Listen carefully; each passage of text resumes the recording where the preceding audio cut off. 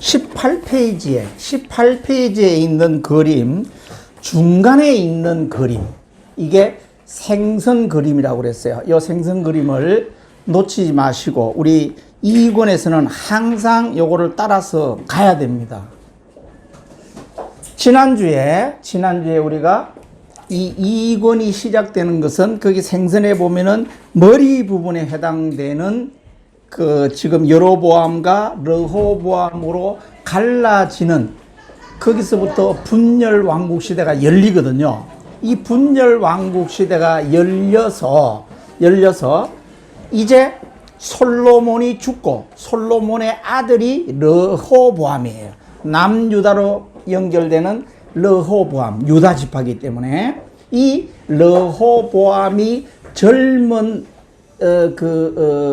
리더로서, 젊은 왕으로서 선결을 받아서 이제 이런 국무회의를 하는데 자기 아버지 파와 다음에 자기 아들파, 그러니까 노장파와 소장파가 서로 얘기하는, 진언하는 것이 달랐어요.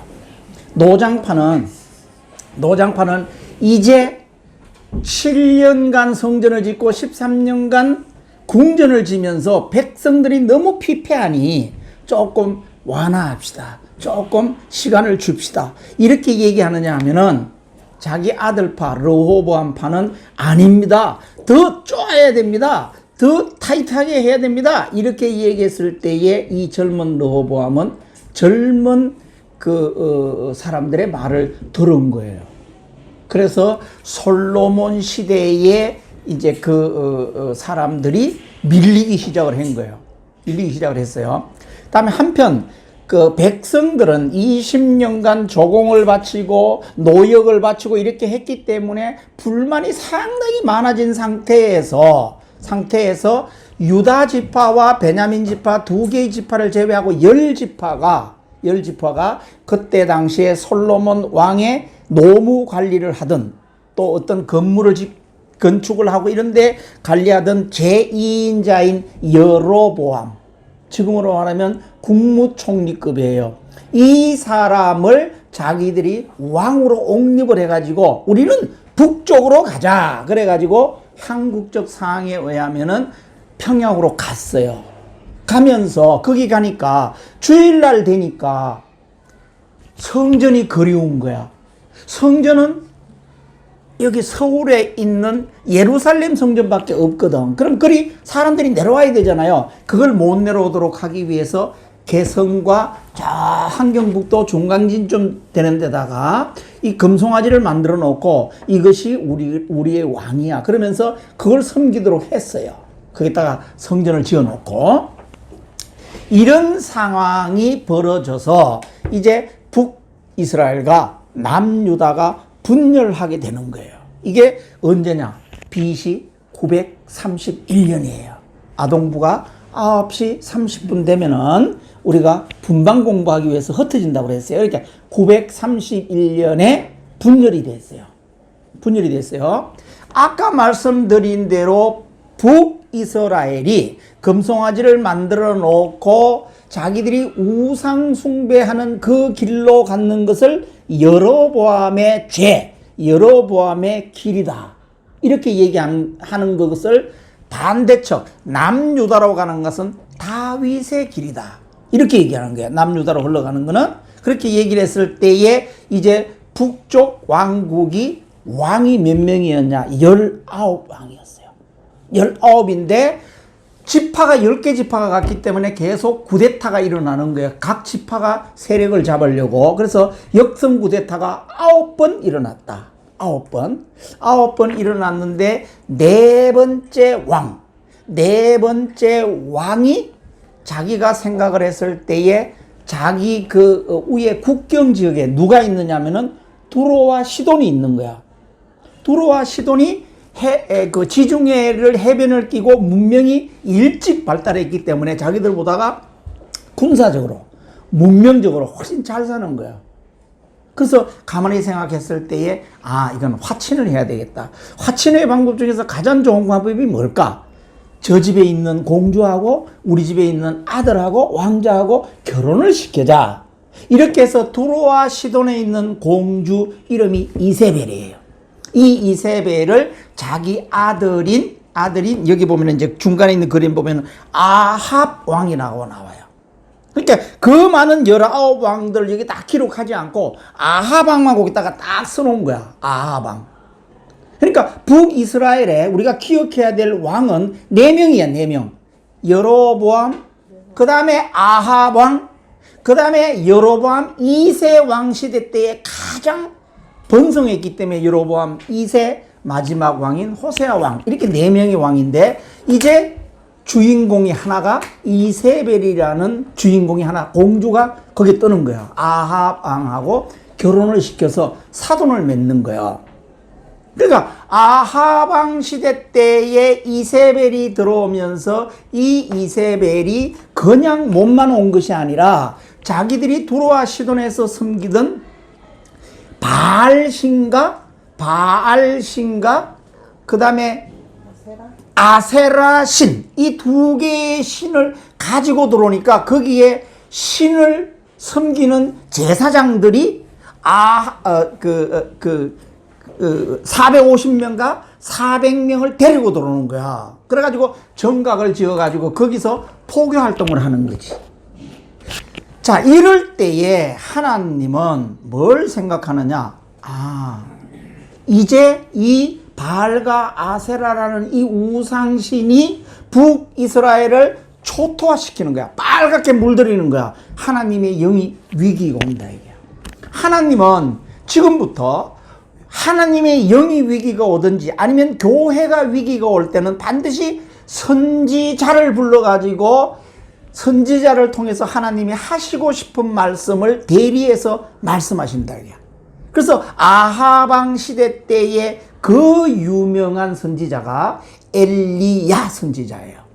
그 엘리야 선지자 그러면은 대표적으로 바알 제사장 450명과 아세라 선지자 400명과의 전투. 우리가 뭐 갈멜산 전투나 이렇게 전투 성경에 나와 있는 게 그거거든요. 이건데 여기에 왜 엘리야와 엘리사를 여기다가 기록을 안 해놨느냐? 엘리야와 엘리사는 성경 속에 선지자로서 나오지 선지서를 기록하지 않았어요. 그 선지서를 기록한 사람을 기록 선지자라고 그러고 선지서를 기록하지 않는 사람을 행동 선지자라고 그러는데 이 두 분은 대표적인 행동 선지자예요. 북이스라엘에서 결국은 이스라엘 백성들을 온전히 지키기 위해서 이제 7,000명을 남기게 되는데 7,000명을 제외하고는 다 물들은 거예요.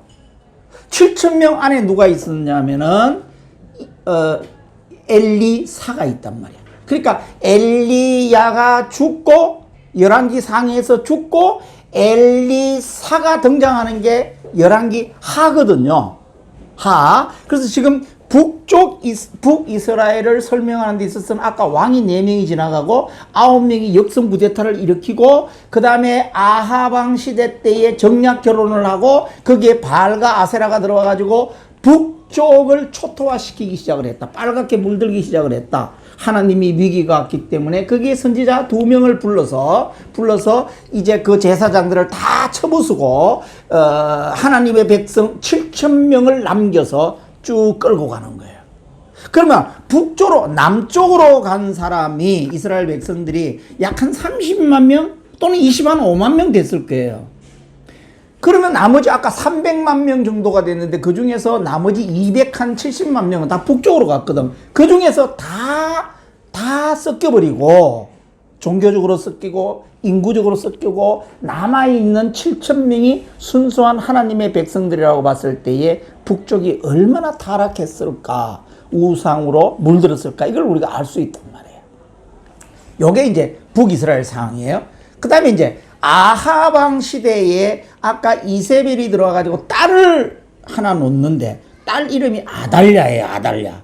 이 아달랴를 남쪽에 쫑쫑쫑 내려오니까 여호람 왕이 있어요. 밑에 보면 있죠. 여호람 왕하고 또 정략 결혼을 시켜요. 그래서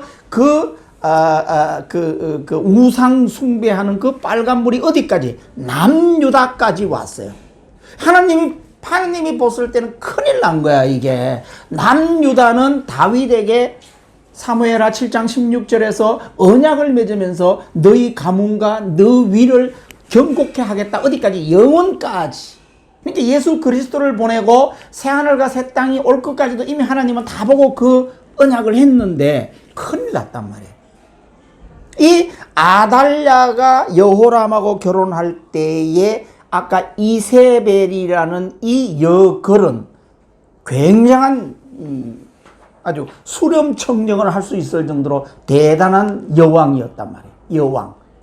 그러니까 이 아달랴가 여호람하고 결혼을 해서 이제 어떤 공작을 시키느냐 하면은 북쪽을 초토화시켰으니까 남유다도 멸족을 시키겠다. 이렇게 생각을 하고 아달랴가 섭정을 하기 시작을 해요.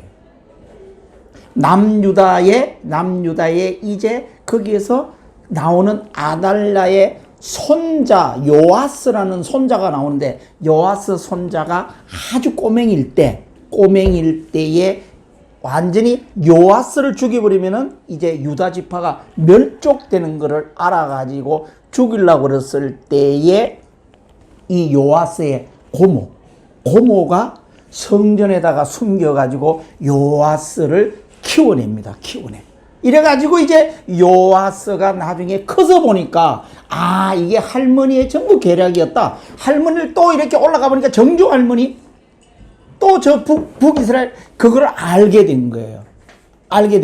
그래서 요아스가 할머니를 죽여버리고 이제 남유다를 계속해서 흘러가게 만드는데 이때 위기가 왔을 때 요아스가 죽을 만한 위기가 왔을 때 여호람 시대에 이제 그 유명한 선지자 여기 보면은 오바다와 요엘 선지자를 불러냅니다. 그래서 우리가 선지서의 출발은 오바다하고 요엘이에요.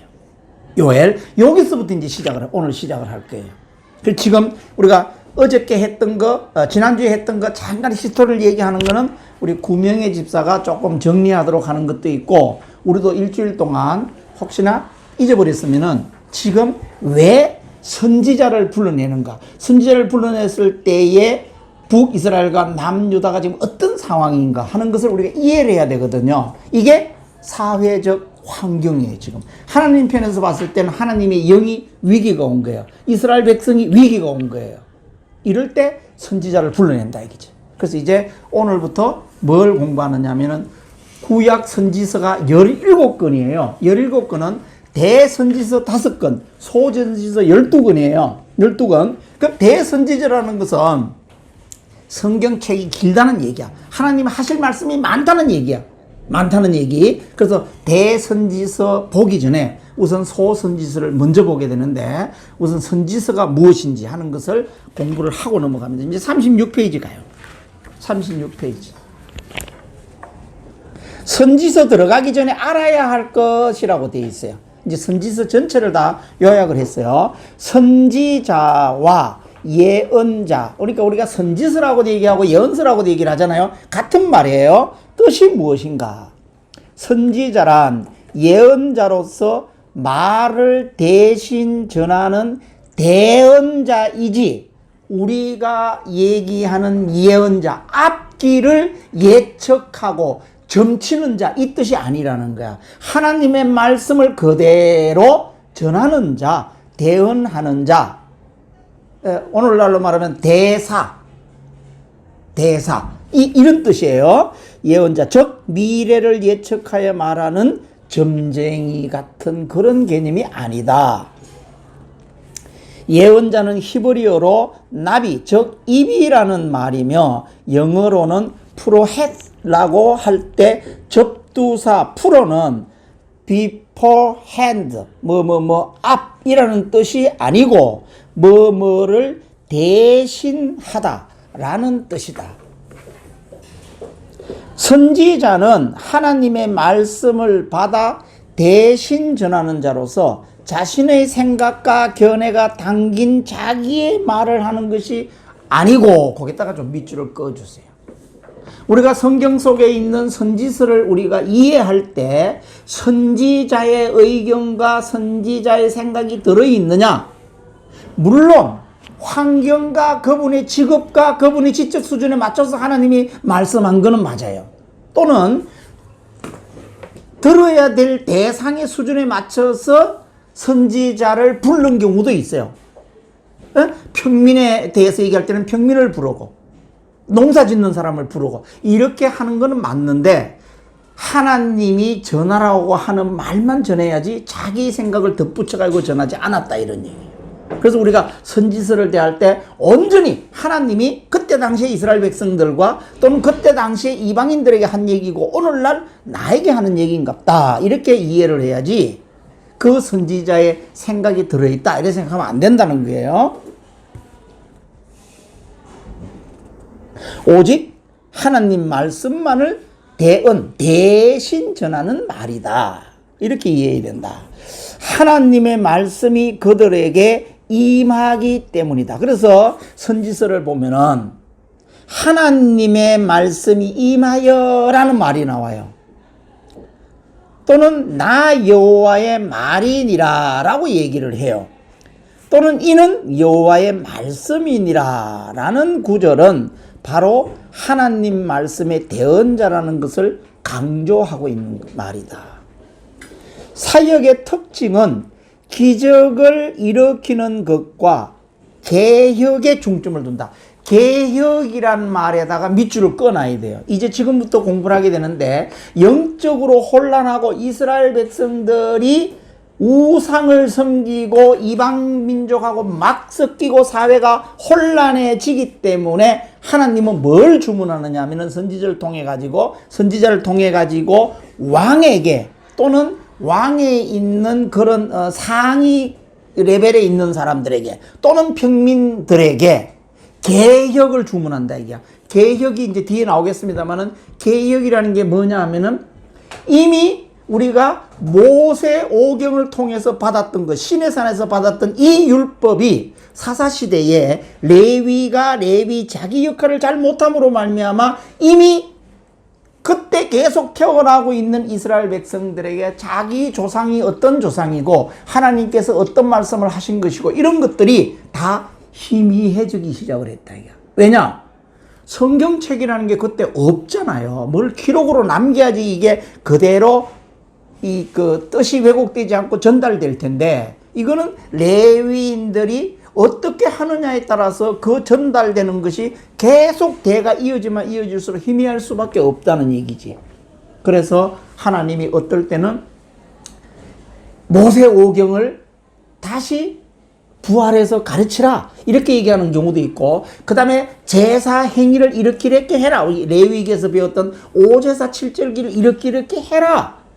또는 성전에서 제사 행위를 할 때에 찬양대는 이렇게 조직을 하고 해라. 이런 것을 계속해서 얘기해 주는 것이 개혁이에요. 그래서 선한 왕의 기준이 바로 지금 얘기하는 것들을 자기가 느끼고 그거를 찾아서 부활시킨 왕은 선한 왕이고 항상 이방 신들이 들어와 가지고 거기에 동화되고 거꾸로 그거를 적극적으로 조장하는 왕들은 다 악한 왕이었다는 거야. 그러니까 북쪽에는 선한 왕이 한 명도 없었던 거야. 19왕이 다 악한 왕이에요. 선한 왕은 남유다의 20왕 중에서 8왕만 선한 왕이었어요. 선한 왕. 그래서 여기 보면은 개혁을 선지자를 통해 가지고 주문하는 경우도 많이 있어요. 하나님으로부터 계시와 환상을 받은 자를 선지자로 본다면 아브라함, 모세, 드보라도 선지자로 분류할 수 있지만은 본격적인 선지자의 등장은 사무엘 선지자부터인데 기록 선지자는 이제 아까 봤던 식으로 여호람 시대에 오바다와 요엘을 불러서 시작하는 이때부터가 본격적인 선지자가 등장하는 시대다. 이렇게 볼 수 있다는 거예요. 선지자를 보내 하나님 뜻을 본격적으로 전하는 시점은 다윗 왕조인 남유다 왕 여호람 시대에 이세벨의 딸 아달랴를 통하여 바알과 아세라 이방신이 들어왔을 때부터 여기 보면은 영적 교회적 위기, 거기에다가 밑줄을 좀 끊으시죠. 선지자를 부르는 시대는 영적으로, 그러니까 하나님의 영이 위기를 느끼든지 교회가 위기를 느낄 때는 선지자가 등장한다는 거예요. 선지자가 등장한다는 거예요.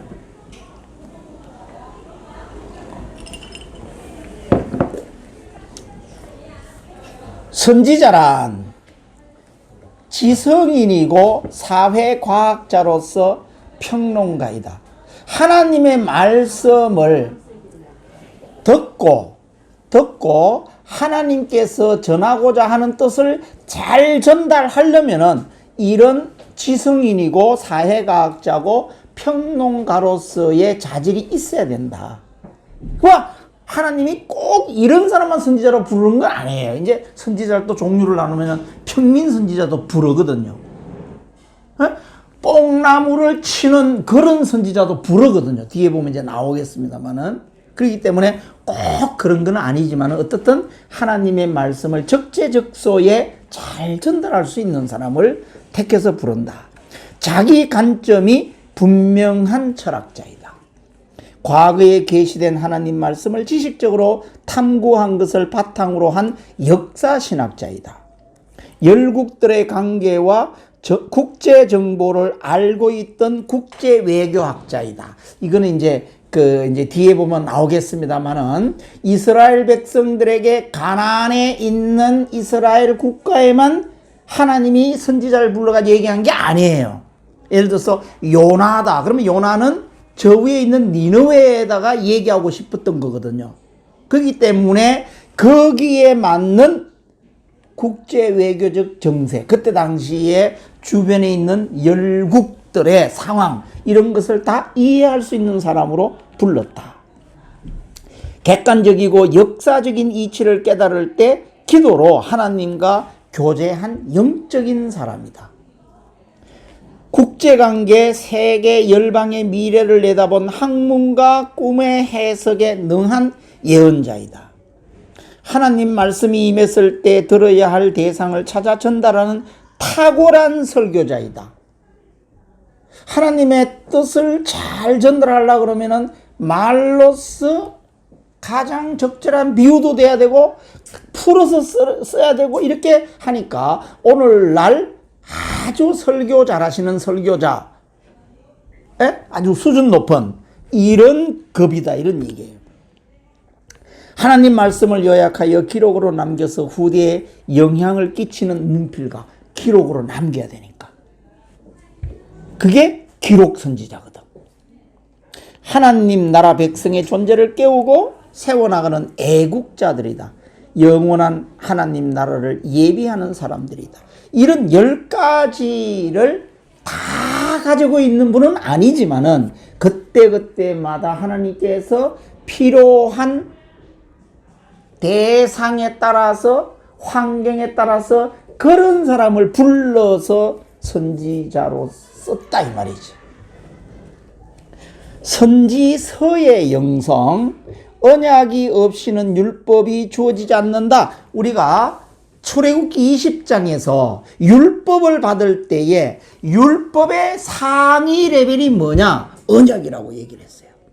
언약을 이행하기 위해서 하나님이 언약이라는 것은 말로 약속을 했잖아요. 그것도 일방적으로 약속을 했잖아요. 그럼 일방적으로 약속을 하고 그대로 놔두면 이행이 되겠느냐? 안 되기 때문에 율법을 준 거예요. 율법.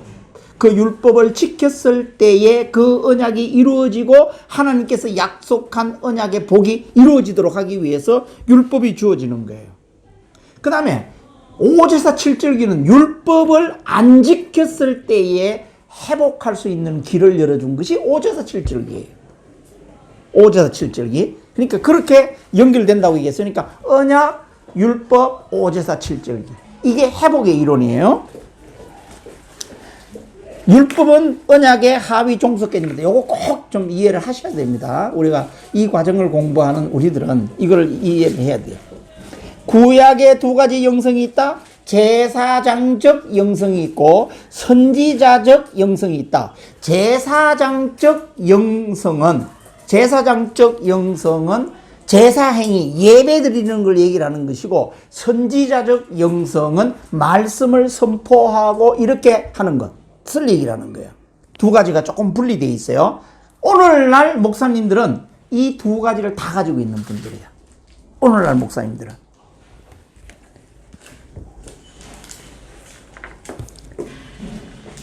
율법을 지키고 바른 예배의 회복을 통한 하나님과의 관계를 강조하기 때문에 10계명에서 1계명에서 4계명은 하나님 사랑, 5계명에서 10계명은 이웃 사랑 이라고 얘기를 하고, 그 다음에 율법을 강조하고 구심적 모이는 교회의 기능, 이것이 제사장적 영성이라면은 선지자적 영성은 이방에 선포를 해야 되고 전도해야 되고 이렇게 하기 때문에 이거는 반대 개념이죠. 흩어지는 개념이죠.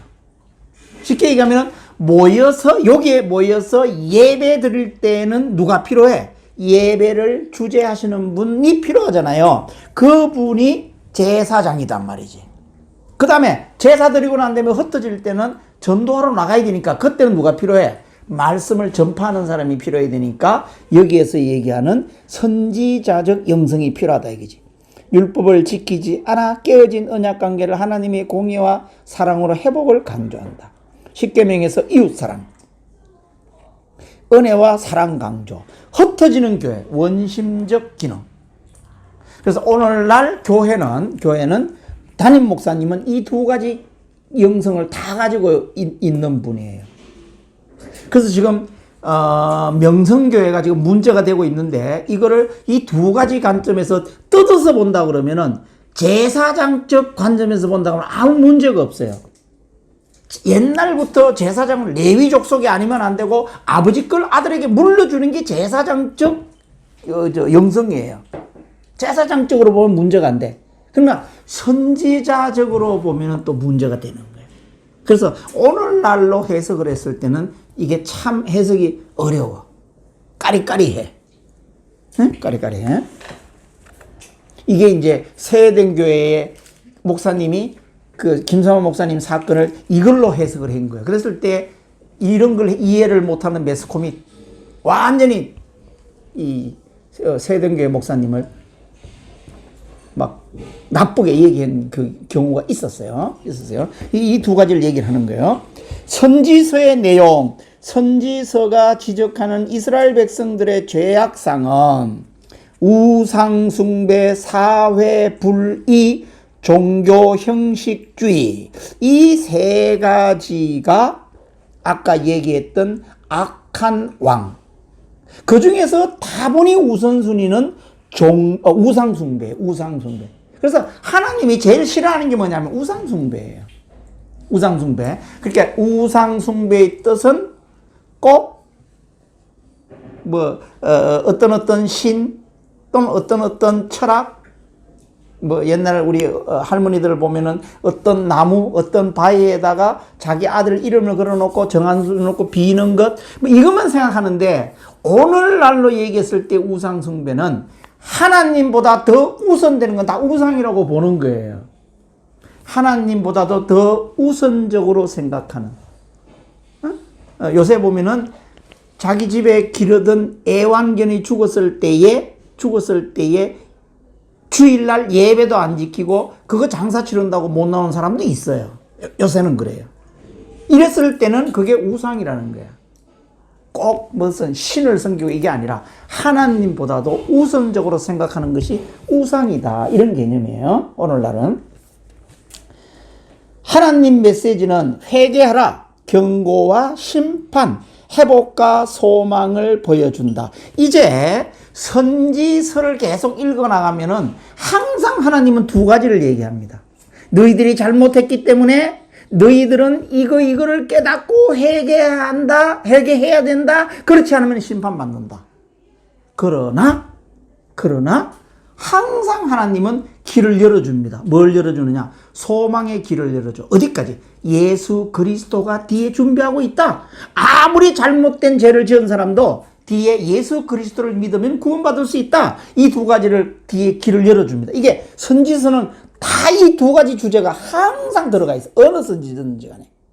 그래서 그걸 한마디로 이제 뒤에 나오겠습니다만은 하나님은 심판하시나 구원하신다. 이게 주제예요. 선지서 주제는 그 두 가지예요. 이제 제가 그건 기가 따갑도록 얘기할 거예요. 이제 선지서 계속 갈 때마다. 하나님의 핵심 메시지, 이거 나오네. 심판하시나 구원하신다. 이게 선지서의 주제예요. 어느 선지든지 간에 이 주제는 다 요 두 개 주제가 흘러가고 있고, 그 다음에 선지서를 뜯어보면은 몇 장까지는 심판하시는 걸로 되어 있고, 몇 장까지는 뒤에 구원하실 계획을 하나님께서 얘기해주고 있어요. 얘기해주고 있어요. 그게 어디까지? 예수 그리스도까지. 이렇게 얘기해주고 있어요. 자, 선지자 분류. 선지자를 분류할 때 행동을 통한 행동 선지자, 아까 얘기했듯이 엘리야와 엘리사 같이 성경 속에 나오는 선지자를 행동 선지자라고 얘기를 한다. 그 다음에 말씀을 통한 기록으로 남긴 선지자, 선지서를 기록한 선지자, 이것을 기록 선지자다 이렇게 얘기합니다. 이사야서를 썼다든지 예레미야를 썼다든지 이런 분들은 다 기록 선지자예요. 그 다음에 궁정 선지자. 그때 당시에는 항상 그 왕이 사는 궁이 있잖아요. 그 안에서 왕족들에게 부르짖는 선지자. 이거를 궁정 선지자라고 그래. 이런 사람들은 어디 사느냐? 궁정 안에 살아요. 안에 살면서 대상이 먼저 뭐부터 바뀌어야 돼? 위에 지도자급이 먼저 바뀌어야 되기 때문에 그 지도자들에게 먼저 얘기를 하는 거예요. 이게 궁정 선지자예요. 선지자들 중 일부는 궁중에 기거하면서 혹은 통치자와 밀접한 관계를 유지합니다. 밀접한 관계라는 것은 어떤 인척 관계라든지 또는 스승과 제자 관계라든지 뭔가 어떤 특별한 관계를 가지고 그런 말을 하나님의 말씀을 대언했을 때에 충분히 알아듣게 얘기할 수 있는 그런 위치에 있는 사람. 또 하나님께서 말씀하실 때에 궁정의 생리를 잘 알고 그런 사람들이 알아먹을 수 있는 언어로 얘기를 한단 말이에요. 이게 유지하면서 궁정 예언을 한다. 사무엘이라든지 나단이라든지 나단 선지자가 다윗이 밧세바를 보냈을 때에 나단 선지자가 나타나가지고 다윗에게 네 죄를 알겠다라고 얘기했을 때에 다윗이 무릎을 꿇는데 이때 나단이 다윗에게 맞상대해서 얘기할 수 있는 그런 위치에 있었다는 거지. 이게 나단이. 그래서 사무엘, 나단, 이런 선지자가 궁정 선지자예요. 그 다음에 하나님이 꼭 이런 사람만 부르는 것이 아니라 평민들에게도 일반 백성들에게도 하고 싶은 얘기가 있을 때는 평민 선지자를 부릅니다. 아모스는 양치고 뽕나무 기르는 사람이에요. 저기 권사님 누에 쳐봤어? 뽕 안 쳐봤어? 구집사는 해봤지? 안 해봤어? 박 집사는 거기 안 했나? 청소 했지? 우리 고향이 제일 많거든. 우리 고향이 그 누에를 제일 많이 해. 그때 당시에. 그래서 상주에는 잠사대학이라는 게 있었어요. 우리나라 유일하게 국립대학이었어. 에? 그래서 우리 어릴 때는 다 뽕나무 심었어. 뽕나무. 그리고 뽕나무 심어가지고 1년에 누에를 2번 쳐요. 봄에 치고 가을에 쳐. 그걸 비워가지고 누에다가 이렇게 올려놓으면 누에가 고치를 만들어. 그러면 그 고치를 실을 뽑아내는 공장이 잠사 공장이에요. 그럼 거기서 번데기가 계속 나온단 말이에요. 이게. 이런 선지자도 불렀다 이거지. 여기 보면은. 이제 뒤에 공부하면 나와요. 아모스 시대. 아모스 선지자는 그런 선지자였다. 이게. 그 다음에 미카. 우리가 평민 선지자는 2명이에요. 아모스하고 미카 2명이에요. 이 2명인데 미카는 남유다의 시골 출신이야. 시골 출신. 이 시골 출신을 불러가지고 했다. 그래서 아모스와 미카 이 두 사람만 평민 선지자라는 거 좀 기억했으면 좋겠어요. 2명. 37페이지에 보면은 이제 남유다와 북이스라엘의 왕들이 거기에 보면은 쭉 어떻게 흘러가고 있느냐는 것을 보여주고 있어요. 쭉 나와요. 그 다음에 37페이지 밑에 보면은 선지자들의 고향이 이렇게 다양해. 고향이 다양해. 이게 살아온 환경도 다 틀리고, 그때 당시에 하나님께서 하시고 싶은 말씀을 전달하기에 가장 적합한 환경의 사람을 불렀다는 거예요. 이게 이렇게 다양하다 이게. 38페이지. 자, 선지서가 홀로 떨어져 있지 않아요. 항상 동네를 이루고 있습니다. 선지서는 동네를 이루고 있기 때문에 우리가 선지서 17권을 우리가 동네를 이루어서 지금 정리를 해요. 그렇기 때문에 가장 요약해서 정리를 하기 때문에 이게 아주 효율적으로 우리가 외울 수가 있어요. 그래서 아까 물고기 그림이 먼저 바탕 그림이에요. 물고기 그림을 먼저 딱 머릿속에 연상법으로 그려놓고 이제 선지서를 동네별로 앉히는 거예요. 동네별로 앉히는 거예요. 이제 동네별로 앉힐 때에 어디를 향해서 말씀을 하시는가? 선지서를 들어야 될 대상, 요거하고 이제 연관이 굉장히 깊습니다. 지금 보여주는 그림이 그 그림이에요. 그림. 우선 17권을 학교 공부하듯이 외우려고 그러지 마세요. 외우려고 그러면 안 외워져. 우리 여기 있는 우리들 나이 때만 돼도 이미 이거 외우는 게 의미도 없고 외워지도 않아. 그렇기 때문에 외우려고 그러지 말아라. 그거부터 먼저 얘기를 해놓고, 먼저 이제 잘라서 가기 시작을 하는데, 밑에 보면은 에돔 있죠, 에돔. 에돔이 누구냐면은 에서의 후손이잖아요. 에서 후손. 그러면 야곱과 에서 사이에 에서가 야곱으로부터 팽당하는 거예요. 하나님이 야곱을 택했으니까 그 야곱의 12지파를 통해 가지고 쭉 이어가는데, 에서는 팽당했으니까 에서가 어디로 왔느냐 하면은 여기에 요 지역이 보면은 사해 동남쪽에 에돔이라는 국가를 만들었다 이거지. 그러나 여기에 에돔이라는, 그러니까 에돔이 사람 이름이에요. 에서의 아들 이름이 에돔인데, 이 에돔은 정식 부인의 아들이에요. 아들. 그러면은 그 정식 부인의 아들의 호적에 들어가지 못한 아들이 있다고 그래서 그게 우리 지난번에 출애굽 할 때 아말렉 전투를 했었잖아요. 그 동네에 있는 아말렉이 정실 부인, 호적에 등록되지 않은 부인의 아들이에요. 그래서 여기에 정식 정실 부인으로서 호적에 등록되면 여기 와서 살았을 텐데, 거기는 등록이 안 돼가지고 왼쪽에 저쪽에 갔다 살았다 이거지. 그게 아말렉이란 말이에요. 아말렉. 그래서 지금 제일 원한을 맺힌, 우리 이스라엘 역사에서 봤을 때 가장 원한을 맺힌 사람이 누구였을까 봤을 때, 야곱과 에서로서 쌍둥이로 태어났는데 형이잖아. 에서가 형인데도 불구하고 팥죽 한 그릇에 장작권을 팔아가지고 아주 서자로서 이렇게 서름받았던 에서, 이 에서의 멸망을, 에돔의 멸망을 예언한 선지자가 오바다예요.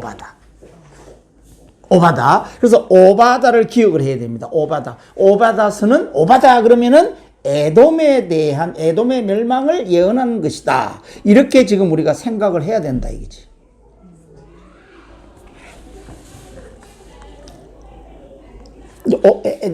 에돔 동네를 생각을 했어요. 그 다음에는 우리가 북이스라엘이 722년에 7위를 당하는데, 어디에 7위를 당하느냐? 아수르에 7위를 당한다면 아수르에 망한다 이거지. 아수르에 망하는데, 그 아수르가 지금 아수르가 어디냐면 저 위에 그림 보면은 이라크 지역에, 지금 이라크 그 지역을 향해서 하나님이 선지자를 불러가지고 선포하게 한 게 누구냐면은 우리가 그 유명한 요나예요. 요나와 나훔이에요. 요나와 나훔 사이에는 약 100년 이상이 흘러가요. 그래서 지금 뒤에 배우겠습니다만은 요나서를 얘기할 때에 하나님이 얘기하는 거와 나훔서에서 얘기하는 같은 아수르에 대해서 얘기를 하는데 완전히 틀립니다. 요나서에 얘기할 때 하나님은 너희들 아수르 너희들이 북이스라엘을 치지만은 너희들에게도 지금이라도 회개하면은 구원의 길이 있다라고 가르쳐 주는 게 요나서야. 근데 나훔서는 100년간 너희들에게 기회를 줬는데도 불구하고 너희들은 회개하지 않아. 이제는 너희들은 망해야 돼 라고 얘기하는 게 나훔서야. 같은 아수르에 얘기하면서도 요나서와 나훔서의 차이는 그만한 차이가 있다 이거지. 그래서 요나와 나훔서가 아수르에 대해서 아수르의 멸망을 얘기한다 이거예요. 그래서 에돔 아까 오바다 풀었죠. 그 다음에 요나와 나훔 풀었어요. 나훔. 이제 북이스라엘이 있고 남유다가 있는데 북이스라엘에 향해서 하나님이 선지자를 불러가 얘기하는 것은 2명밖에 없어요. 어째 보면 하나님이 북이스라엘은 정말 꼴보기 싫은 백성이었어. 그 많은 약 거의 270만 명 되는 이스라엘 백성들이 갔는데 7,000명만 순수하게 하나님을 잘 섬겼고 나머지는 다 섞여버리고 우상을 섬겼으니까 정말 하나님이 더 이상 얘기해봐야 입이 아픈 거예요. 입이 아픈 거예요. 그래서 선지자 2명밖에 부르질 않아. 그 부르는 사람이 그거 보면은 호세아하고 아모스예요. 아까 아모스는 평민 선지자라고 그랬어요. 선지자. 그래서 호세아 그러면은 여러분들은 뭐가 생각이 들어요? 그의 아내, 호세아의 아내는 창녀예요. 이제 나중에 호세아서에서 얘기하겠습니다만은 북이스라엘의 상황이 영적으로 창녀 짓을 하고 있다 이 말이지. 그걸 얘기하고 있는 거야. 그래서 호세아서와 아모스 요 두 선지자를 불러가지고 북이스라엘을 향해서 얘기하고 있어요. 그러면 선지서가 지금 몇 건? 5건 갔어요. 밑으로 에돔은 오베아다. 그 다음에 아수르에는 요나와 나훔을 불러요. 그 다음에 북이스라엘은 호세아와 아모스를 불러요. 그러면 5건이 지금 해결됐어요. 5건 해결되고 나면은 이제 남아있는 것은 대선지서 5건에 대해서 지금 생각을 해야 되는 거야. 대선지서 5건. 대선지서 5건은 이제 첫 번째 대선지자가 이사야서인데 이사야서는 히스기야 시대야. 북이스라엘이 망할 때, 호세아가 망할 때 남쪽으로 똥똥똥똥 내려오면은 동시대에 누가 있느냐? 히스기야 왕이 있어요. 히스기야 왕이 남유다에서 아주 혁혁한 공을 세운 히스기야 왕이라면은 거기에 대적할 만한 선지자도 대단한 선지자를 붙여야 되잖아요. 그 선지자가 이사야 선지자다 이거지. 그러면 이제 대선지서 5건이 흘러가는데 5건이 이사야 선지서는 이사야는 왕을 몇 개 왕을 거치느냐? 거의 5개 왕을 거칠 정도로 사역 기간이 길었다 이 말이지. 길었으니까 분량도 많다 이거야. 그래 이사야 선지자는 66장까지 가잖아요. 신구약을 요약해 놓은 66장까지 가잖아요. 그러면 이사야가 남유다 히스기야 시대에 아주 길게 혁혁한 사역을 한 거예요. 그러면 이사야 선지자가 대선지자, 이사야 선지자가 끝나면서 또 대선지자가 누군가 바통을 이어받아야 되는데 이 이어받는 선지자가 남유다의 멸망시대를 다 본 예레미야 선지자다 이거지. 그러면 이사야 선지자하고 바톤 터치를 딱 누가 하느냐? 예레미야가 하는데 예레미야는 예레미야서와 예레미야 에가서까지 쓰잖아요. 그러면 대선지자가 3권이 흘러가. 이사야, 예레미야, 에가. 그러니까 예레미야 에가를 생각을 하면 여러분들은 예레미야가 얼마나 애통하는 마음으로 썼을까 이렇게 생각했을 때에 남유다의 그 성전이, 그러니까 솔로몬이 세웠던 성전이 다 불타고 해파되고 뜯어가지고 바벨론이 다 가지고 가는, 우리로 말하면은 일제 멸망기 시대 때에 우리나라 백성들이 당하는 것, 이걸 생각하면은 예레미야가 애통한 마음으로 쓸 수밖에 없기 때문에 예레미야 애가 나온다 이거지. 그래서 이사야, 에레미야, 에레미야, 애가 이러면은 세 권이 흘러가요.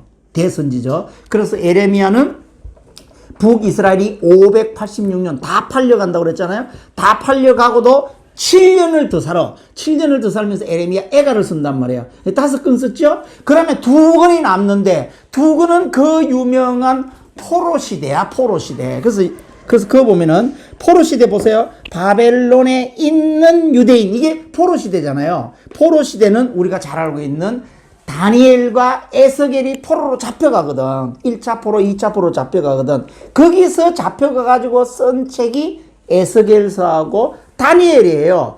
이때 에스겔서와 다니엘은 동시대에 누가 살았느냐? 에레미야가 살고 있어요.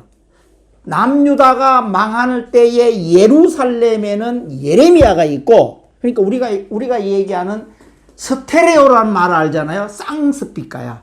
스피카가 이제 우리가 선지자를 스피카라고 생각하자. 이게 하나님의 대신 전언자니까. 그래서 왼쪽 스피카는 예루살렘에서 예레미야가 왕왕왕 부르짖고 있다면은 오른쪽에는 다니엘과 에스겔이 어디에서? 바벨론에서. 동시대. 이 두 개가 계속해서 서로 하나님이 연결해서 얘기해 주고 있어요. 다 이 남유다를 향해서 얘기하는데 양쪽에 이제 저쪽에 이미 바벨론에 거기 지금 잡혀가 있는 사람들이 거의 한 10만 명 내지 한 12만 명 가 있거든. 한 절반 정도 가 있단 말이야. 가 있기 때문에 거기에도 하나님이 하고 싶은 얘기가 있는 거야. 그래서 다니엘과 에스겔은 바벨론에 가 있단 말이야. 그러면 5권의 대선지서가 쫙 흘러가죠. 이사야, 예레미야, 에레미야, 애가, 다니엘, 에스겔. 이게 중간에 대선지서 5권이 흘러간다 이거지. 그래서 뒤에 편집도 보면은 대선지서 5권을 한꺼번에 쫙 깔아서 가버려요. 쫙 깔아서. 그래서 오른쪽에까지 해결됐죠. 그러면 봐. 에돔, 오바다 됐죠. 다음에 호세아, 아모스 해결됐죠. 아수르의 요나, 나홈 해결됐죠. 그 다음에 바벨론에 가 있는 다니엘, 에스겔 해결됐잖아요. 응? 그러면은 5권의 대선지서와 아까 얘기한 오바다, 요나, 나홈, 아모스 이렇게 5권은 10권이 해결된 거야. 17권 중에서 10권이 이미 동네별로 다 해결이 됐다. 그러면 이제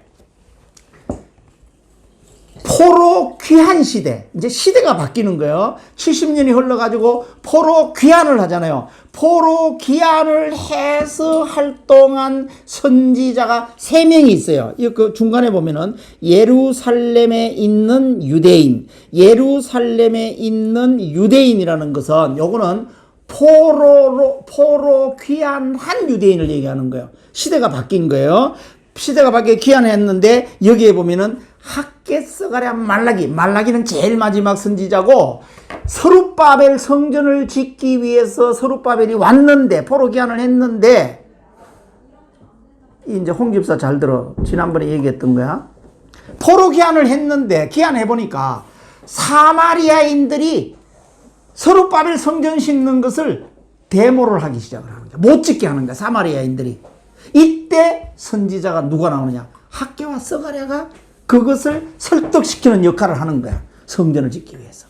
그래서 학개 서가랴가 포로 귀환 시대의 선지자로서 그 역할을 하고 말라기는 구약의 마지막 선지자야. 마지막 선지자. 그러면 아까 10권에서 15권에서 5권에다가 5권 하면 10권에서 예루살렘 포로 귀환한 게 3권이니까 13권이 해결되잖아요. 13권. 13권이 해당되니까 나머지 남아있는 것은 그냥 꾸러미로 자루에다가 집어넣어버려. 이거 외우지 말라고.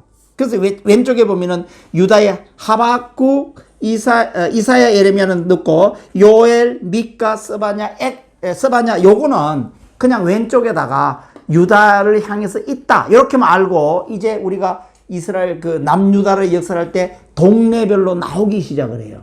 동네별로. 그렇게 해서 이제 지금부터 공부하면서 동네별로 어떤 시대에 어떤 선지자가 동네를 이루어서 나오는갑다. 이렇게 이제 외우면 되는 거예요.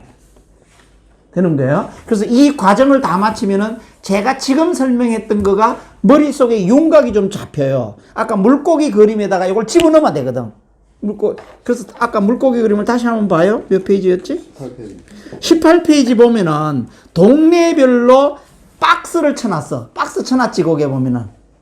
박스 쳐놨지? 여호람 시대 때 오바다와 요엘이 박스 쳐 있어. 동네가 그 동네다 이거지. 그 다음에 아까 북이스라엘의 여로보암 2세 시대 때의 북이스라엘이 가장 왕성했던 시기, 왕성했다는 뜻을 잘 이해해야 돼. 왕성했다는 뜻이 국가적으로도 굉장히 땅을 많이 넓혔지만은 우상도 그만큼 우글우글했다라고 봐야 돼. 그리고 여로보암 2세가 힘이 세니까 이스라엘 백성들에게 공부도 안 가르치고 뭐 제사 행위도 안 하고 엉뚱한 짓만 한 거예요. 이때 선지자가 여기 보면은 호세아, 아모스, 요나 3명의 선지자가 여기 나오는 거예요.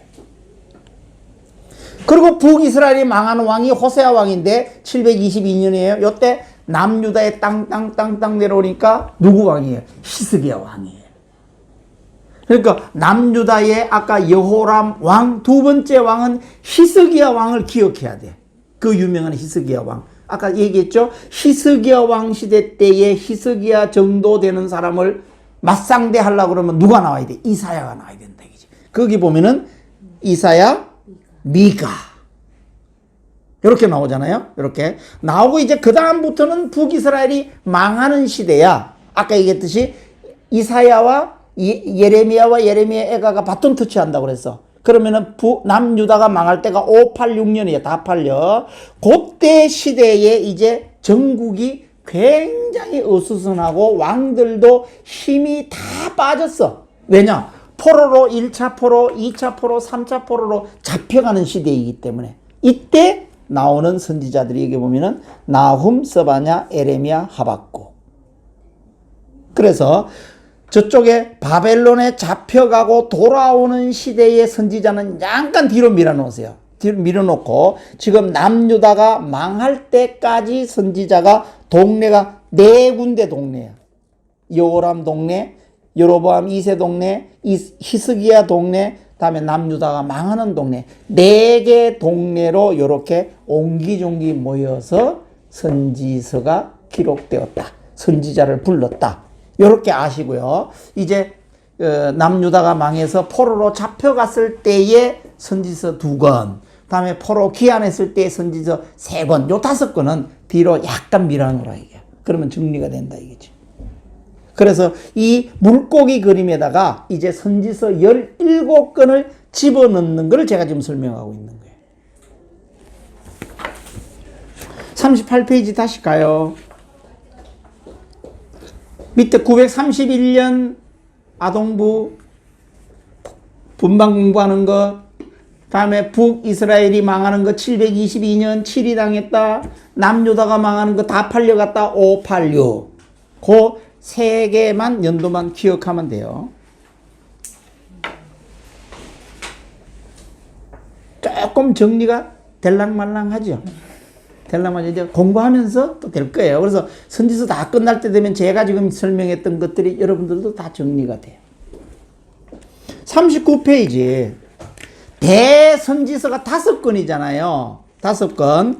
5권인데 에레미야는 에레미야 애가하고 같이 봤다고 봤을 때 여기에 보면은 4대 선지서에 대해서 요약을 요렇게 잘 해놨어.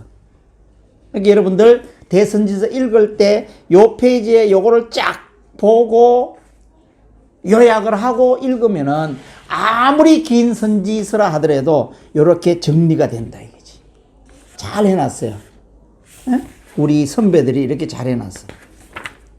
40페이지는 소선지서 12권을 또 정리해놨어. 너무너무 감사하죠. 대선지서 5권 앞에서 정리해놨지, 소선지서 12권 또 정리해놨어. 물론 소선지서 12권이다 보니까 막 헷갈릴 때도 있어요. 막 헷갈리는데 이제 우리가 선지서를 공부하면은 여러분들이 확실하게 머리에 메모리할 것만 메모리하고 희지부지한 거는 버리세요. 그래야지 외워지지. 다 외우는 건 불가능하다 이게. 12선지죠. 해놨어요. 자, 이제 한 권 한 권 공부를 할게요. 41페이지 가요. 오바다서요. 오바다서는 학자에 따라서 제일 먼저 쓰여졌다는 사람도 있고 저 뒤에 쓴 사람도 있어요. 그러니까 이제 선지서는 항상 전기설과 후기설 두 개로 나누어져요. 나누어지는데 우리는 오바다를 앞에다가 전기설에다가 넣고 지금 오바다를 먼저 공부하는 거예요. 공부. 그러니까 오바다 글씨도 이상하고 사람 이름도 이상하잖아요. 그러니까 이상하니까 에돔에 대한 멸망을 선포한 것이다. 이렇게 에돔과 오바다를 항상 같이 생각을 하고, 에돔 그러면 또 에스를 생각을 하시면 돼. 에서 생각하면 또 정실 부인이 아닌 사람은 아말렉을 생각하면 되고, 이러면 한 4가지 정도가 우리가 공부가 돼요. 오바다를 생각을 할 때, 오바다를 생각했을 때 에돔이라는 걸 생각을 하고, 에돔 생각할 땐 또 에서를 생각하고, 에서 생각하면 또 아말렉을 생각하고, 이렇게 4가지를 생각해라 이거예요. 개념 정립을 얘기하는 거예요. 오바다란 이름은 여호와의 종, 여호와를 경외하는 자로서 에돔의 멸망에 대한 연수이다. 이게 이제 오바다의 뜻이 뭐 여호와의 종이다, 여호와를 경외하는 자, 이런 거 우리가 못 외운다고, 외우지 말라고. 어떤 책을 보다가 보니까 오바다에 대해서, 뜻에 대해서 얘기 나올 때 그때 이걸 들시 보는 거야. 그러면 머릿속에 쏙 들어올 거야 아마. 그래서 우리가 공부하면서 이렇게 외우려고 그러면 우리 머릿속에 잘 안 들어가요. 그러나 어떤 질문이나 어떤 설교를 보다가 이런 뜻을 딱 발견할 때, 우리가 이제 관상 큐티 같은 걸 할 때 뜻을 발견할 때 딱 머릿속에 들어오거든. 그래서 일부러 외우려고는 생각하지 말자. 저자는 당연히 오바다지요. 오바다. 성경에는 오바다가 13명이나 나옵니다. 13명. 이렇게 나오기 때문에 어느 성경에 있는 오바다인지 착각을 많이 일으킬 수가 있어요. 근데 이것도 다 외울 필요는 없고, 이런 문제가 부딪혔을 때에 이 교재가 참고서니까 여기를 들시 봐라 이거지. 어떤 오바다인지 하는 것을 보는 거예요. 기록, 연대설, 여기 보면 3가지 설이 있어요. 설이라는 것은, 그러니까 설이라는 거와 학설이라는 거와 그 다음에 신학의 어떤 교리라든지 이런 것들은 후대 시대 신학자들이 만들어 놓은 거기 때문에 자기의 주장을 할 수 있는 거예요. 그 주장을 고고학자들이 어떤 박사학이나 검증이 되지 않으면 영원히 설인 거야, 설. 그러니까 이 설이 3가지가 있다. 아직 고고학에서 검증이 안 된 거야, 이거는. 안 됐다는 뜻이야. 여호사밧 왕의 아들인 여호람의 통치 기간이라는 주장. 이게 우리가 받아들인 게 이 이란이야. 여호람 시대로 지금 우리가 갔잖아요. 제일 첫 번째니까. 그 다음에 남유다 아하스 왕의 통치 기간이라는 주장. 이게 북이스라엘의 멸망이니까 여호람부터 시작해서 북이스라엘의 멸망이면은 히스기야까지 가야 되잖아요. 한참 간다 이거야. 이게 2번째 학설. 3번째 학설은 남유다가 바벨론에 함락한 586 직후라는 거. 시대적으로. 이게 남유다 멸망 때. 그래서 우리는 1번 학설로 따라서 제일 첫 번째 오바다를 보는 거예요. 오바다 1장 11절의 해석. 오바다 1장 11절을 읽어보면은 요 해석에 따라서 아까 얘기한 학설 3가지가 나온 거예요. 그러니까 학설이라는 것은 항상 근거 있이 주장하는 거예요. 근거 있이 주장하기 때문에 검증이 안 됐다 뿐이지 성경 속에서 어떤 문장을 찾아가지고 학설을 주장하는 거예요. 그러니까 어느 학설이 안 맞다 이렇게 얘기하면 안 돼요, 우리는. 선지자가 목격한 과거의 사건이라면 남유다 멸망 때 에돔이 유다를 침략한 사건을 얘기하는 것이고, 순수 예언이면은 여호람 시대 블레셋, 구스, 아라비아 연합파 유다 침략한 사건. 이제 요런 사건을 가지고 학자들이 이런 설을 주장했다 이런 얘기예요. 장수는 에돔과 유다. 중심 성문은 오바다 21절. 중심 주제, 에돔을 향한 하나님의 심판과 멸망. 아까 얘기했죠? 심판하시나. 또 하나님은 항상 뒤에 뭐를 열어놓는다고 그랬어요? 회복과 구원과 이걸 열어놓는다고 그랬죠? 이스라엘의 회복과 최후의 승리. 그래서 항상 선지자는 2개가 흘러갑니다. 2개가. 에돔은 에서의 후손으로 출애굽부터 이스라엘을 대적했고, 출애굽해서 40년 광자 지나갈 때 에돔이 대적했잖아요. 아말렉도 대적했잖아요. 그러니까 항상 적대 세력인 거예요. 다시 말하면은 에서가 야곱으로부터 쫓겨났을 때 자기가 장자이면서도 큰아들이면서 이 쫓겨났을 때에 물론 이미 저쪽에 야곱이 자기 외삼촌 집에 가가지고 아내 둘에다가 아들 11명 얻어가지고 올라올 때 그때 이미 이 전쟁이 일어날 걸 대비해가지고 이 야곱이 약수를 썼잖아요. 선물 공세를 하고 자기가 사랑하는 라헬은 제일 뒤에다가 세우고 막 이런 식의 했잖아요. 그래서 거기서 화해를 해가지고 이렇게 쫓겨났는데 이 에서가 얼마나 이빨 갈았겠어요. 이게 끝까지 갈군다 이 말이지. 끝까지. 그래서 어디까지 갈구는가 한번 봐요. 재미있는 게 여기 나옵니다. 그 후에도 여러 번 이스라엘을 공격했다. 야곱과 에서, 이스라엘과 에돔 간의 갈등이 신약에 가면은 어디까지 가느냐면 신약에 가면은 예수님을 2살 아래로 다 죽여라 라고 명령한 왕이 헤롯 대왕이에요. 이 헤롯 대왕이 어디 출신이냐? 에돔 출신이에요. 그러니까 끝까지 예수님이 이제 구원의 왕으로서 왔잖아요. 왔는데 이 예수님까지 죽이려고 갈구는 왕, 헤롯 대왕. 이것이 어디 출신이냐? 에돔 출신이다. 끝까지 갈군다 이거지. 후손인 헤롯 대왕이 아기 예수를 죽이려는 것으로 절정에 달한다. 실패하잖아요, 결국은.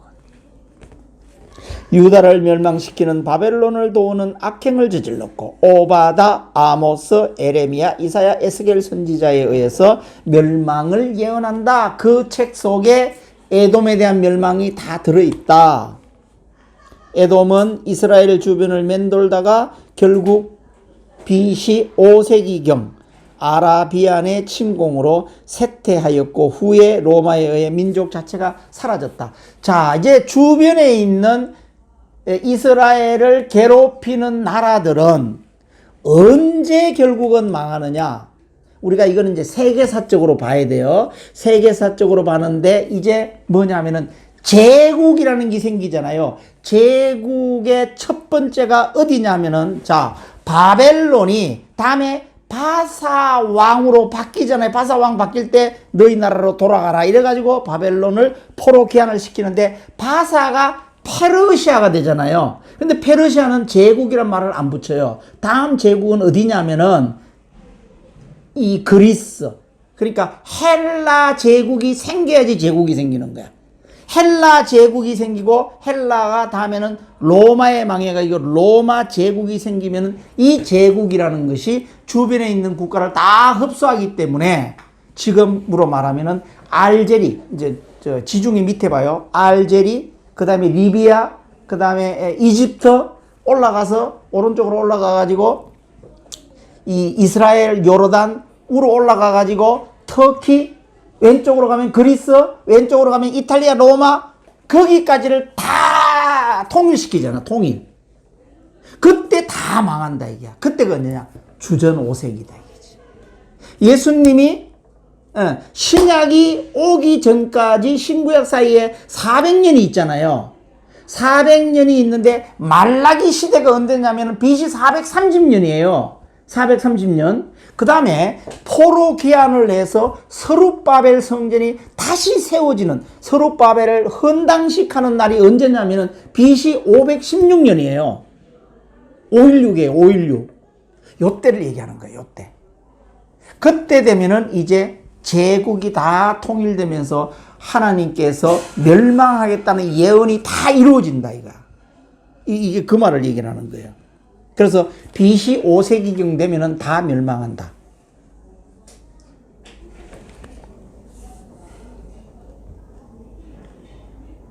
후에 로마에 의해서 민족자 사라진다. 그러니까 제국, 이제 이게 어디 가느냐면 다니엘서에 가면은 다 예언을 하잖아요. 다니엘서 뒤에 그림에 보면 이제 나와요. 거기 가서 다시 또 설명을 할게요.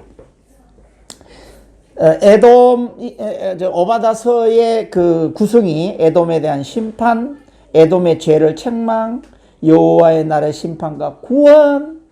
여기 좀 나오잖아요. 핵심 메시지. 이스라엘을 압제했던 이방인들의 대표인 에돔은 심판을 받게 되옵니다. 이제 이스라엘을 압제했다는 게 뭐예요? 지난번에 저기 광야 생활 40년간에서 왕의 대로를 열어달라고 했는데 안 열어줬어. 그게 에돔이었거든. 국경으로 돌아가라 이렇게 했단 말이야. 근데 국경으로 돌아가면서 하나님은 거기에서 전투를 벌여가지고 요단 동편 땅을 얻잖아요. 예, 하나님의 역사는 결국은 선하게 영향을 끼치지만은 어떻든 깐족거린 거는 여기 에돔 족속이었다 이거지. 여기서 깐족거렸다 이게. 이스라엘 민족 시온산은 하나님 은혜로 회복해 구원을 받고 하나님 나라를 이룬다. 자만 오만 우월감으로 다른 사람을 착취하는 것을 경고로 잠언 진리를 입증하였다. 오바다서의 특징, 하나님은 이스라엘만이 아니라 모든 민족과 나라를 다스리는 분이시고. 자, 이제 여러분들에게 내가 강조해서 얘기하고 싶은 게 있어요. 아까 물고기 그림을 보면서 이제 분열 왕국의 중간, 아까 생선 토막의 중간이 북이스라엘은 아합 왕 시대고 밑으로 내려오니까 여호람 시대. 요때 위기가 왔잖아요. 영의 위기가 왔을 때 선지자를 부르기 시작을 하는데 이때 하나님은 어디에 계실까? 이제 하나님은 12,000피트 상공, 보통 비행기가 날아다니는 게 12,000피트 상공인데 12,000피트 상공으로 올라가서 이스라엘 가나안 땅 이스라엘만 보는 것이 아니라 주변 땅을 넓게 다 본다는 거예요. 아까 제가 설명드렸던 이쪽에 알제리, 리비아, 이집트, 이스라엘, 요르단, 위에 터키, 그 다음에 그리스, 로마까지도 다 보게 된다. 이것을 하나님의 세계 경영이라고 그래요. 이게 언제? 선지자 시대 때에 이제 하나님은 너희 이스라엘, 이게 북이스라엘이 아까 270만 명 정도 되는 이스라엘 중에서 7,000명밖에 안 남았으니까 하나님이 적자본 사업이었어요. 250만 명을 불러냈는데 이제 남아있는 게 이스라엘 백성이 몇 명이냐면은 북이스라엘에 7,000명 남았죠? 이게 남은 자 구원이라고 그래요. 남유다의 25만 명 중에서 바벨론에 잡혀간 게 절반이라고 하면 12만 명. 포로 귀환을 한 게 6만 명밖에 안 돼. 그러면 하나님이 써먹을 수 있는 사람은 6만 7천 명밖에 없어. 완전 적자 보는 사역이었어. 하나님이.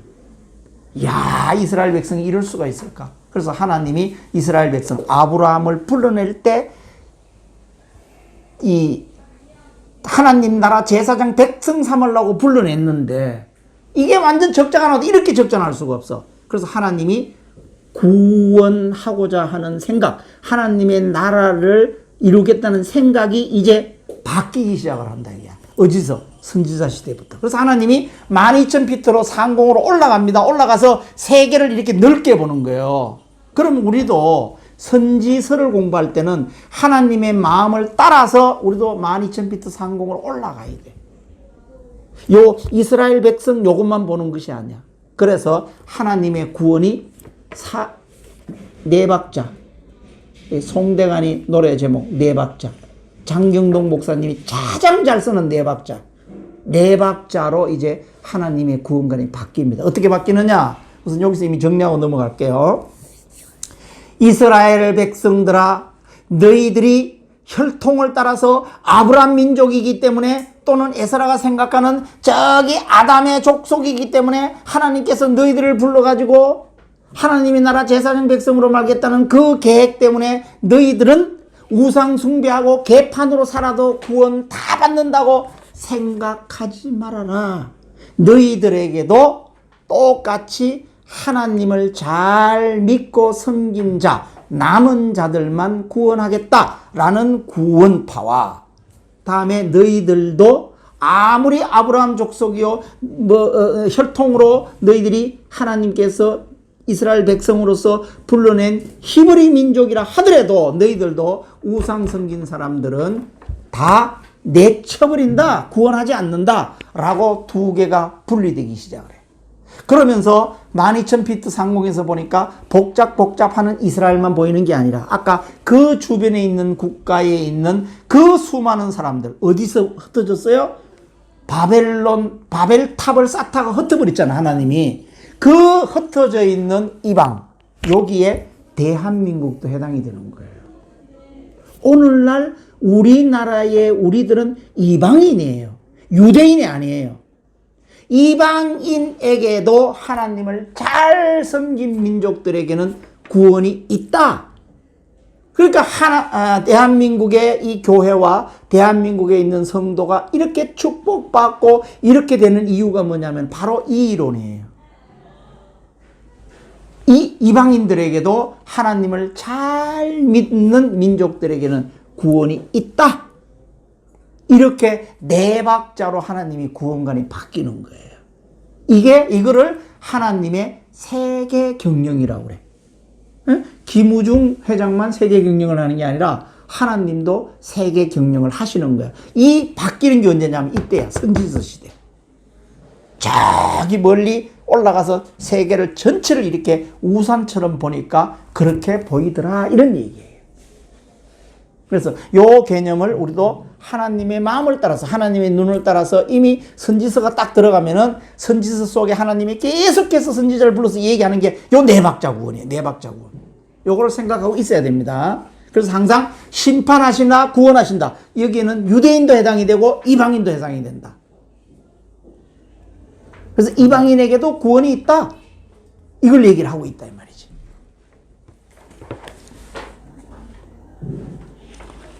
오바다서의 특징 봐요. 하나님은 이스라엘만이 아니라 모든 민족과 나라를 다스리는 분이시고, 갈로 열고 세계 경영이라고 써놓으세요. 세계 경영. 이스라엘의 대적들에게 적극적이고 능동적으로 개입하셔서 공의로 심판하신다. 너희들의 죄를 알겠다. 죄를 지은 자에게는 심판을 하고 잘 믿은 자에게는 구원하신다. 이게 공의예요. 하나님의 공의란 그거다, 이거지.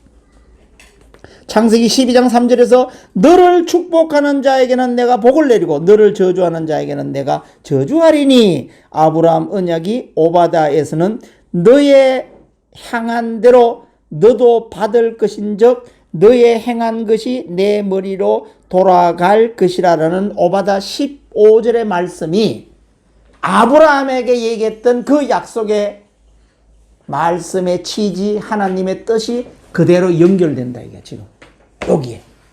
그래서 하나님의 구원 계획이 이제 네 박자로 바뀌기 시작을 합니다. 42페이지 그림에 보면은 오바다와 요엘이 등장한다고 되어 있는데, 이제 요엘서를 지금 공부하겠는데, 요엘 그러면은 이걸 생각하면 돼. 성령에 대한 예언, 이렇게 생각하면 돼. 이른 비와 늦은 비를 가지고 요엘 선지자를 통해서 성령 예언을 하는 게 나와요. 그러니까 우리가 이제 이 선지서에서는 우리가 특징만 잡으면 돼. 오바다 그러면은 에돔에 대한 멸망 예언, 이렇게 생각을 하시고, 이제 선지서부터 시작해서 하나님의 구원 경영이, 세계 경영이 이제 네 박자로 이루어진다, 이렇게 생각을 하시고, 우리도 마음이 이만큼 넓어져야 되고 하나님의 마음과 함께 우리는 여행을 하는 거예요. 그렇게 생각하시면 돼요.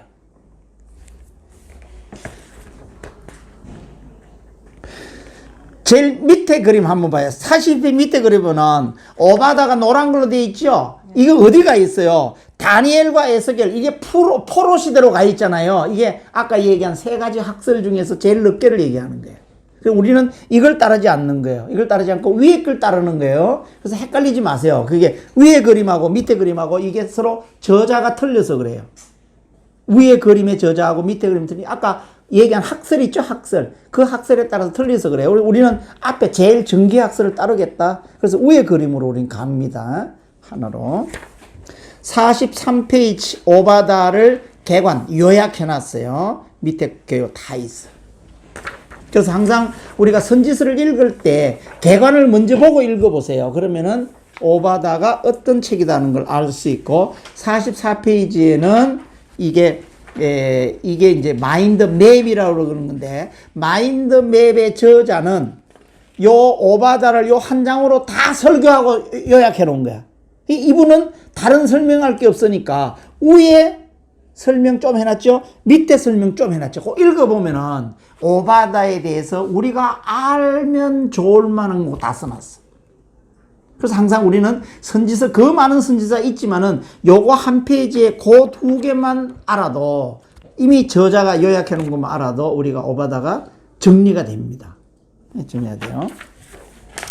그 다음에 이제 45페이지는 제가 정리해 놓은 거잖아요. 오바다서를 요렇게 정리를 했기 때문에 우리가 책을 읽을 때 요 45페이지 요거를 책을 다 읽고 난 다음에 요 정도만 알면은 오바다에 대해서 썸마리, 이게 하브루타, 토론하려고 만들어 놓은 거지만은 썸마리를 요렇게 해놨다 이거지. 지금 쭉 공부행들을 여기다가 다 요약을 해 놓은 거예요. 한 장짜리 원페이퍼로 여기에다가 요약을 해놨다 이거지. 아시겠죠? 넘어갑니다. 47페이지 이제 요엘서를 봅니다. 요엘서. 아까 오바다와 요엘이 같은 동네에 있었잖아요. 어떤 동네? 여호람 시대. 여호람 시대 때. 그러니까 요엘도 여기 보면은 두 개의 설이 있는데 초기 연대설, 후기 연대설. 우리는 초기 연대설로 해서 앞에다가 놔놨다. 자, 시대가 그거 보면은 요아스 왕 시대라고 되어 있잖아요. 요아스 왕이 어떤 왕이라고 그랬어요? 아달라의 손자. 아까 멸망당할 어린 시절에 고모가 성전에 피신시켜줬던 왕. 요아스 왕, 멸족당할 수 있는 그 시대의 왕. 이때 요엘을 불러가지고 요엘서를 선포했다 이게. 요엘서. 한번 봐요. 요엘의 뜻은 여호와는 하나님이시다로서 이 세상의 종말론적 심판과 구원을 선포하는 여호와가 참 하나님이심을 증거한다. 저자, 본서의 저자는 부두엘의 아들인 유다의 선지자인 요엘이고, 기록 연대는 두 가지 설 중에서 우리는 초기 연지설에 따라 남유다 왕 요아스 재위 기간인 BC 830년경으로 보고 대소선지서 중에서 가장 먼저 기록한 선지서이다. 요엘이 적극적으로 활동한 시기는 남유다의 아까 얘기한 아달랴는 요아스의 할머니예요. 아달랴의 이단 정권을 무너뜨린 여호야다의 반정 이후에 세워진 요아스 초기 시대로 본다. 이때는 왕에 대한 기록보다는 장로들과 제사장들에 대한 언급이 많다. 초기 연대설이 있고 후기 연대설이 있다. 이거는 뭐 학자들이 얘기하는 거예요. 우리가 뭐 따로 공부하지는 말자고. 넘어갑니다. 자, 요엘서 2장 28절은 굉장히 중요합니다. 이렇게 중심성구 요엘서 2장 28절, 요게 빨간 걸로 되어 있어요. 원문에는. 근데 지금 여기는 희미하게 나와 있는데 요엘 2장 28절을 동그라미 좀 치세요. 치시고, 그 후에 내가 내 신을 만민에게 부어 주리니 너희 자녀들이 장래 일을 말할 것이며 너희 늙은이는 꿈을 꾸며 너희 젊은이는 이상을 볼 것이며. 찬양에서 많이 듣던 노래죠. 이게 성령 사역을 얘기하는 거예요. 성령에 대한 예언을 얘기하는 거예요. 이제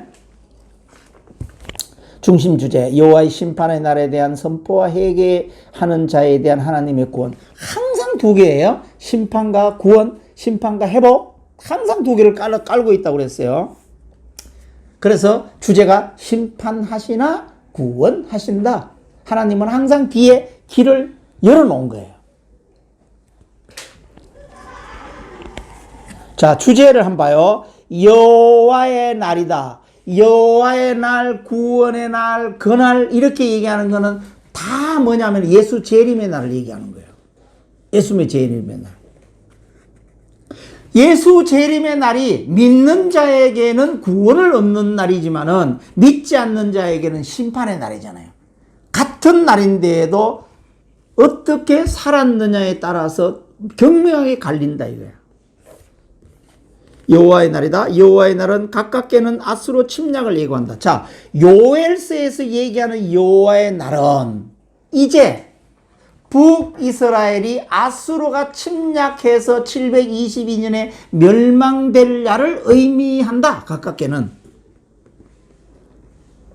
그 다음에 멀리는 세상 종말에 성령 강림을 통하여 백성을 변화시킬 것과 마지막 때의 전쟁을 통한 심판을 묘사하고 있고, 여호와의 날은 모든 세상 사람들이 슬퍼하고 두려워해야 할 심판의 날이다. 믿지 않는 사람들에게는 심판의 날이다. 그러나 오직 죄악을 버리고 하나님께로 돌아와 여호와를 기다리는 자에게는 구원의 날이다. 같은 여호와의 날인데도 극명하게 갈린다는 거야. 여름철에 이 어려운데도 주일날 오후에 졸리는데도 여기 앉아가지고 1시간 반, 2시간 동안 공부하는 우리들에게 그때는 구원을 준다는 거야. 그러나 지금 이 시간에 낚시 가가지고 낚시하고 등산 가 있고 골프 치고 있는 사람, 지금은 희희낙낙하고 좋았는데 그때는 심판받는 날이다. 이걸로 위로받고 소망을 가지고 살아라. 홍 집사야. 네. 남편 지금 어디가 있어? 아니 이쪽 홍 집사. 애들 보고 있어요. 남편 애들 보고 있어. 오늘 착한 일 하고 있네. 낚시 안 갔어? 네. 꼭 그걸 기억해야 됩니다. 이제 그런 날이 온다는 거예요. 이걸 예언서에다 얘기하고 있는 거예요. 신약의 사도행전이 성령행전, 우리가 사도행전을 성령행전 또는 교회시대 이렇게 얘기를 하잖아요. 성령행전이라면 구약의 성령행전은 요엘서이다. 여기 밑줄 그어야 됩니다. 요엘서 그러면은 우리는 성령행전, 성령에 대한 예언서 이렇게 생각하면 돼요. 그래서 항상 요엘은 성령행전, 성령에 관한 예언 이렇게 얘기하면 돼요. 성령 강림에 대한 예언이 가장 구체적이고 명확하게 나타나 있다. 자, 그러면 우리가 이제 이게 우리가 하나님의 뜻을 발견하는 팀에서도 이거 많이 스터디하고 있고 또 관상 큐티 쪽에서도 많이 스터디하는 것들인데, 자, 여기서 얘기하는 성령은 이미 지금 시대가 한참 왔잖아요. 아까 830년대까지 왔어요. 그전에는 하나님의 영이 없었느냐? 있다고 그랬어.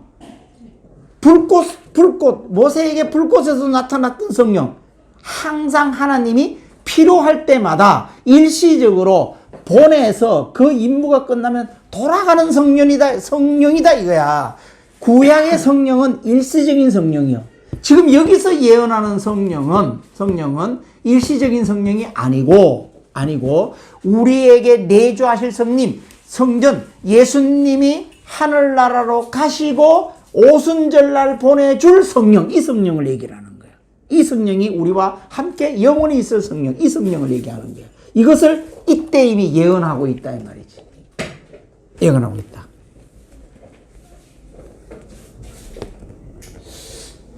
요엘서 2장 28, 29절이에요. 사도 바울은 요엘서 본문을 인용해서 성령 강림을 증거했다. 사도행전 2장 16절, 21절에 보면은 바울도 이 요엘서를 인용했다. 이런 얘기예요. 임박한 재앙을 예고하면서 이 재앙을 면하기 위해서는 하나님의 백성들에게 금식하고 회개하기를 권고하고 있다. 중요 내용, 유다에 임할 여호와의 심판의 날, 메뚜기 재앙, 가뭄 재앙, 임박한 침략 이런 것으로 경고하고 있다. 다가올 종말의 여호와의 날, 종말 이전에 있을 사건들, 마지막 승리에 대한 예언. 요엘서 2장 23절에 보면요. 요엘서 2장 23절 동그라미 치세요. 거기에 보면은 이른 비와 늦은 비란 말이 나옵니다. 이른 비와 늦은 비란 말이 나오는데 이게 내가 지금 기억이 잘 안 나는데 지난번에 우리 교회 와서 한번 설교하신 목사님이 계셨어요. 이 본문 구절을 가지고. 이른 비와 늦은 비를 가지고 우리 교회에 오셔가지고 간증하신 목사님이 계셨는데, 이제 이스라엘의 계절, 이스라엘의 계절은 이른 비와 늦은 비를 얘기할 때 이른 비가 가을이에요. 늦은 비가 봄이에요. 그러면은 가을의 이전 비와 그다음에 봄에 늦게 오는 비는 의미가 다르다는 거야. 요거를 여기 공부하는 거예요. 공부하는 거예요. 자, 이른비는 가을비예요. 가을비. 우리로 얘기하면 이른비는 봄비야. 봄비는 파종하는 거야. 그럼 여기 이스라엘은 가을에 파종을 하는 거예요. 이른비예요. 이른비, 가을비. 땅을 부드럽게 하여 씨를 뿌려 싹이 나기 좋게 하는 비로소 진리의 말씀을 상징한다. 이른비는 성경 말씀을 얘기하는 거예요. 이른비. 이른비. 다음에 늦은비. 늦은비는 봄비예요. 봄비는 추수할 때 쓰는 비예요. 그런데 우리나라는 봄비 그러면은 씨 뿌릴 때 쓰는 비잖아요. 이게 우리가 벼를 심을 때 천수닥 같은 데서 비가 안 오면은 이게 뭐를 심지를 못해. 이게 우리는 봄비 개념이에요. 그런데 여기는 이게 늦은 비가 봄비예요, 봄비. 자, 봄비는 추수 때. 추수를 앞두고 내리는 비로소 곡식이 열매 맺기 좋도록 하는 비를 말하며 요엘서 2장 28, 29절에 성령을 주실 것을 상징한다. 자, 이스라엘의 계절로 해석해. 우리나라 해석을 하지 마세요. 이른 비는 가을비고 가을비는 말씀이다.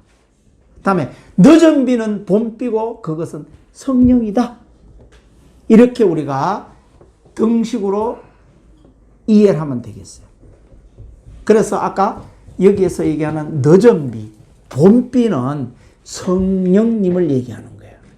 성령의 오실 예언을 얘기하고 있는 거예요. 그가 너희를 위하여 비를 내리시되 적당히 주시리니 의의 교사 예수 그리스도를 주실 것을 말한다. 의의 교사라는 말이 나오는데 이것은 예수 그리스도를 의미하는 것이다. 그 예수 그리스도, 이미 이게 BC 830년대 이때 예수님이 오실 것을 예언하고 있다. 심지어 예수님이 오셨잖아. 오시면은 예수님이 죽고 성천하고 난 다음에 열흘 후에 성령을 주시겠다. 성령 오실 예언을 하고 있다. 이게 요엘서예요. 요엘서에 그걸 얘기하고 있다 이거지. 우리가 먼저 십자가에 죽고 육체적 삶과 땅을 심판하고 그 후에 영과 진리로 살아나야 한다. 겸손하게 낮아져서 말씀과 성령으로 살아야 한다. 이렇게 얘기하고 있다. 그러니까 예수 그리스도를 이 땅에 의의 교사로 주신다. 예수 그리스도 말미암아 구원받고 구원받은 자가 성령 받고 말씀으로 살아야 된다. 이것을 요엘서에서 예언하고 있다. 이게 요엘서의 주제예요. 48페이지 아까 얘기했어요. 오바다와 요엘은 같은 동네입니다. 오바다와 요엘 같은 동네. 오바다는 에서인 에돔 족속에 대한 멸망, 요엘서는 성령에 대한 예언, 성령 행전, 이렇게만 우리가 아시면 되겠어요. 이제 동네가 요나서로 넘어가는데 이제 여로보암 2세 시대예요. 여로보암 2세 시대는 5시가 다 됐으니까 오늘은 여기까지만 하겠습니다. 너무 머리가 들어갈 자리가 없어 지금. 너무 들어가면은 튀어져 나와. 그래서 오늘은 선지서 2권 봤어요. 오바다, 요엘 2권 봤어요. 앞에는 이제 선지서에 대한 그냥 우리가 그 일반적인 거 배웠어요. 그래서 오늘 같이 이렇게 2권 정도 알면 머릿속에 쏙 들어와. 오바다와 요엘 2권만 알고요. 다음에는 북이스라엘 여로보암 2세 시대 때 가장 악랄한 왕 여로보암 2세가 41년간 통치를 했어. 그러니까 악랄한 왕이 통치 기간이 길수록 백성들은 괴로운 거야. 그리고 악정이 길어지는 거야. 이때 선지자를 누굴 부르느냐? 이제 부른단 말이에요. 여기 이제 부른단 말이에요. 이게 다음 주에는 여로보암 2세 동네 여기 지금 배울게요. 그래서 오늘은 밑에 거 동네 2개 배웠어요.